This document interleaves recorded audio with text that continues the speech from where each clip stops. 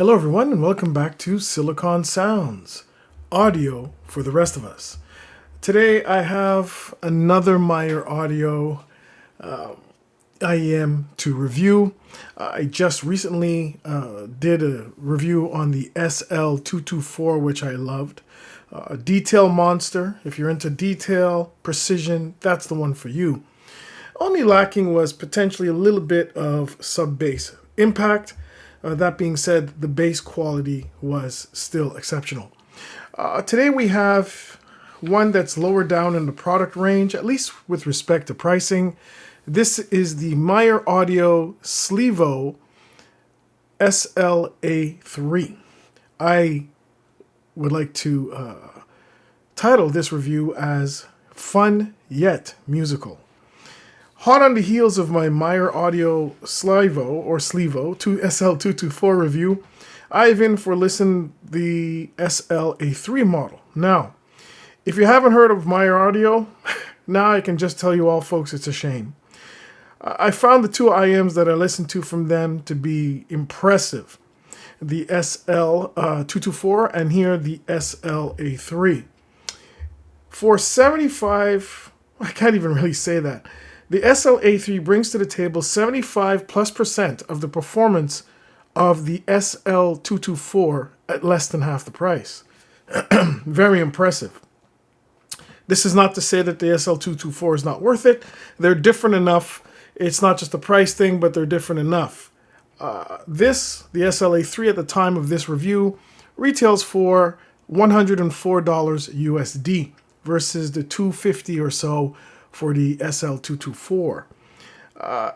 Much like the SL224, it employs a hybrid driver setup, and that's where the similarities end for the most part. This hybrid driver setup includes a 10mm composite bio-diaphragm driver and 3 balanced armature drivers.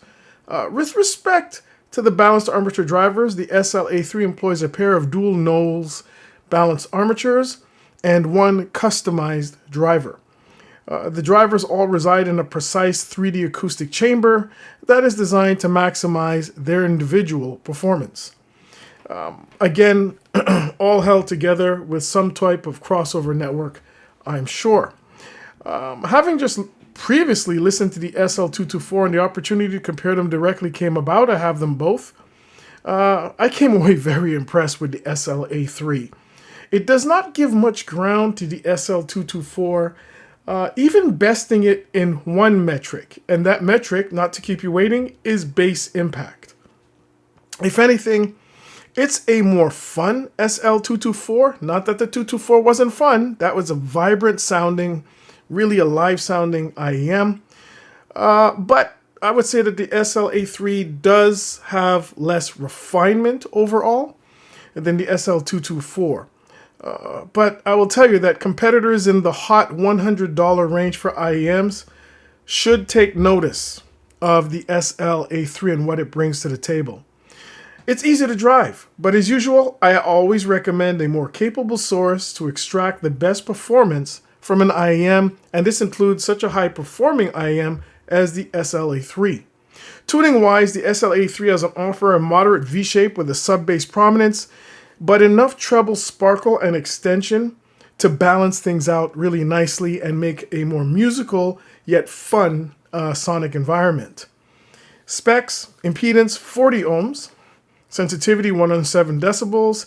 Termination plugs are gold-plated 3.5 and 4.4 millimeter. Yes, the included cable can be switched out, the tips can, but there is no USB-C as we saw as a third option as we saw in the SL224. Connector type is 0.78 millimeters, and yes, they still are using the recessed pins. They might be more secure in a way, but not every cable has that. So let's give you a closer look. Nice branding, beautiful, beautiful. It's really a beautiful looking IEM, if basic, but still nice. Let's talk about the build quality here. Build and fit. Beautiful looking IEM. I love the branding on the faceplate. It's done very nicely. It's not too brash. a big left and right on the, there's a right on the shell itself. The shell's build quality is excellent. The shell has a flawless finish, moderate size with an easy fit, definitely smaller than the 224. The supplied accessories are of excellent quality. The stock cable is exceptional with great haptics, flexibility. And here is the stock cable. Just get it into the camera. Here it is. So the stock cable is much like the one on the 224, although the one on the 224 is a little thicker, I believe, and also comes with USB-C. It still has that locking mechanism for the various tips that are included. And again, this comes with the 4.4 millimeter balanced that you're seeing here. And it comes with a 3.5 millimeter single-ended cap still on it. Obviously, that's not getting a lot of use, but it is there in case you want. So the haptics are great. Really nice. It's flexible. It does resist tangling. Very easy to untangle, and so on and so forth. Now, back to the IEMs. These are super comfortable. Long listening sessions were not an issue at all. The size is quite small. Well, moderate size, I should say. I don't see how the vast majority of listeners out there will have an issue with the size of these earphones. Included accessories are, again, of very high quality. But how does it sound? Let's talk about the bass. It has a nice, thick bass with ample presence, yet it's not overbearing. It's not bass head. It's not bass just for the sake of bass. This actually sounds really good. It's got a thickness, a very good weight to it. Bass digs very deep. It goes deep with power when the track demands it. Bass control, resolution, and speed are notable as well. This is one metric where it falls slightly short of the SL224, which doesn't have as much prodigious bass as these do, but it has a audibly more controlled low end. Not to say that these aren't. In the $100 range, you'd be hard-pressed to find something better. Mid-bass is somewhat more textured than the deep sub-bass. This was heard on tracks like Angel by Massive Attack, and a few other tracks I listened to, where the deep bass had that thickness, that roundness, that thrust, that power. But in terms of texturing, and again, I just came from listening to the SL224, 2.5 times this price, it fell behind a little bit, but with respect to its peers in that $100 range, it's a good performer, really good. Overall, bass is tuneful and satisfying. Mid-range, clean, transparent, open, much like the 224, but there are some differences. Detail retrieval, macro and micro is notable, although with the SLA3, macro over micro in terms of detail balance, while the SL224 gives you full macro, full micro. These are more macro than micro, but there's still a good amount of micro details there.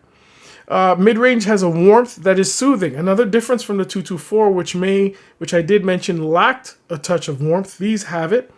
More so on male vocals, but also heard on female vocals as well.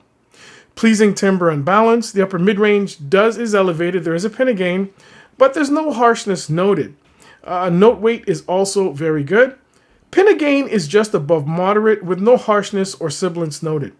Layering and separation are also good. I played some of my busiest tracks, and this did very well. Now, compared to the SL224, that may have done a little bit better, but considering the price differential and where these are placed, these did very well.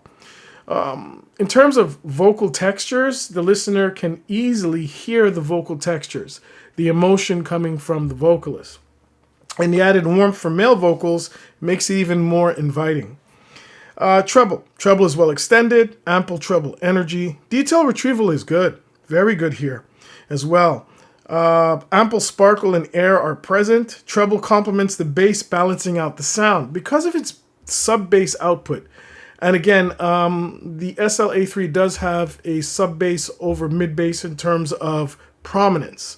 You need something to balance that out. If you take away or you add from something, you take away from something else. And it's a balancing act.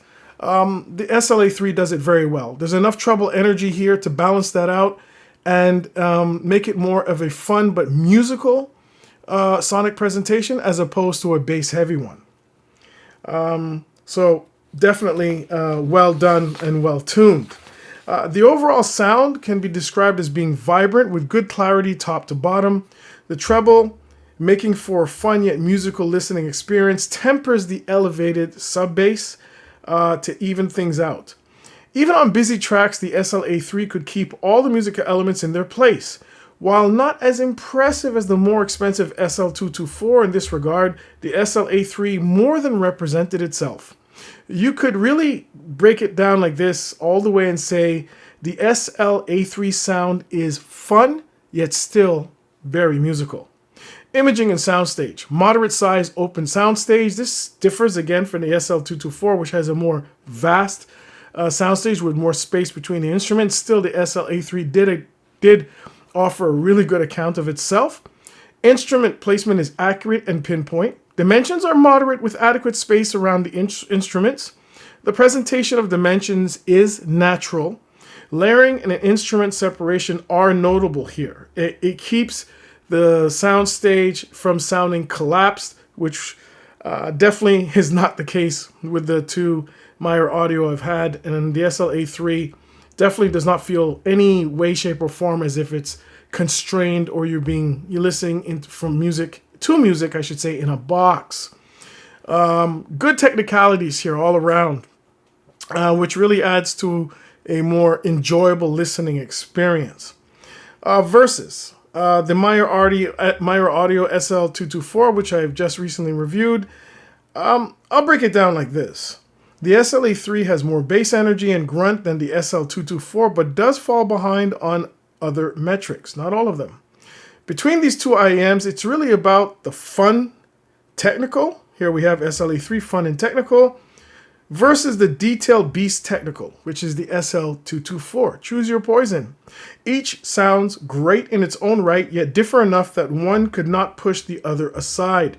The SLA3 is possibly actually more versatile than the SL224 because of its added sub bass. However, this is subjective. And when I say that they don't push each other aside, I don't mean that one isn't better than the other across the board. That is not so. But their presentations are different enough and they shine in different ways.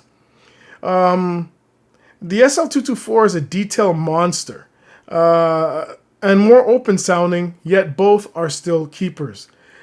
I'm comparing not really apples to oranges, but in the same lineup. Once again, this is about 40% of the price of the SL224. Conclusion. Myer Audio has another winner on its hands. The SLA3 is a fun yet decidedly musical performer that offers impressive sound with every musical genre I would throw at it.